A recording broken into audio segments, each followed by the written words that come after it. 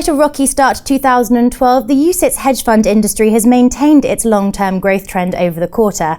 Here to tell us what the rest of 2012 has in store for this industry is Anne-Cathrine Frogg, Portfolio Manager and Analyst for Mirabaud Cie.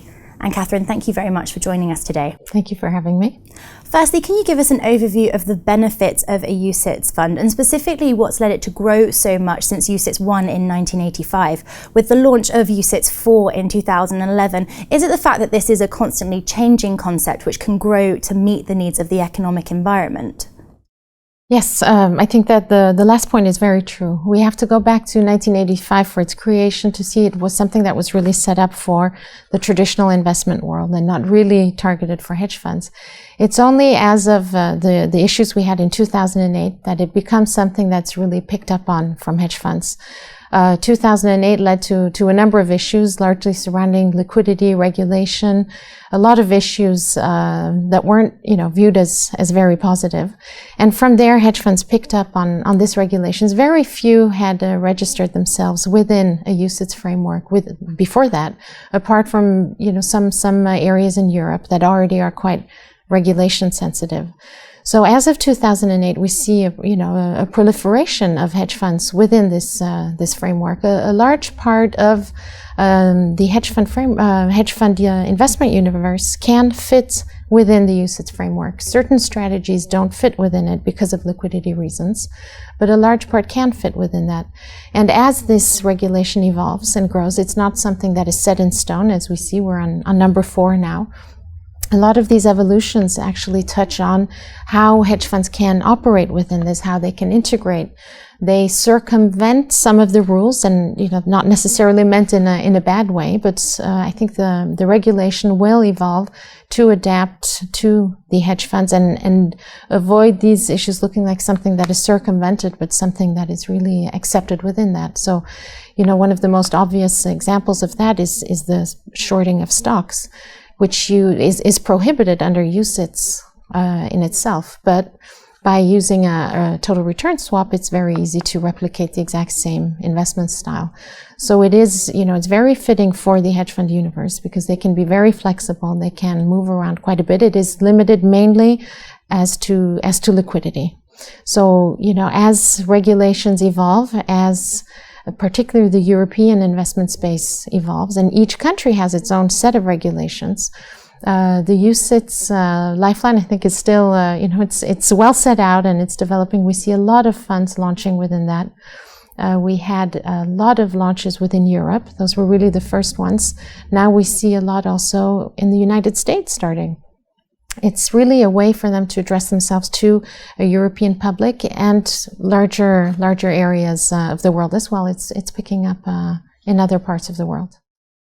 These funds are particularly popular in Asia due to greater liquidity and strong framework, with 70 to 80% of publicly sold funds in Asia being UCITS. With the Asian markets feeling the heat from the Eurozone debt crisis, how do you see this impacting the industry? I think it probably needs to be looked at from 2 angles. As to the actual regulation, the existence of a framework, it is really the only proper framework existing. So for a region that's developing strongly, such as Asia, it is a very good model to replicate or to inspire themselves from. So I think a lot of the interest comes from that. As to the actual European crisis, it affects maybe the investments that are made. But as for the existence, for the regulation itself, doesn't really impact that. There's really a difference between the framework itself and the underlying investments, which within a hedge fund space where you're quite unrestricted in what you can do, you can benefit from a crisis as you could actually lose from it. But the aim is to be able to take the direction both ways. But as for, should we imagine bigger European issues, an implosion of Europe as we know it, would that put at risk the existence of the UCITS framework? It's quite hard to imagine that this would fall apart at this stage. It's not completely linked to the European Union as we know it now. UCITS umbrella funds allow for greater diversification, something which previous Dukascopy TV guests have strongly advocated as a key to overcoming the challenges of 2012. What's your market outlook for the rest of the year? So for the rest of your diversification, of course, I don't think anybody can step away from that, from saying that it's not a time to diversify. We are strong believers in diversification. What UCITS allows you to do, and for a wider set of investors than previously, if we are in the standard hedge fund format, it is a universe that is more limited to certain types of investors simply by their minimum investment levels, by the lack of regulation in some areas, so they're just prohibited for many people to approach. Within the UCITS framework, it becomes much more approachable for a lot of investors. So in that sense, it allows investors to diversify their portfolios more. They can move into a more absolute return space than being constrained to the usual investment styles. Of course, it has to be accompanied by proper research and proper selection, because another thing we are acutely aware of is that it's not because it has a UCITS label that it's safe.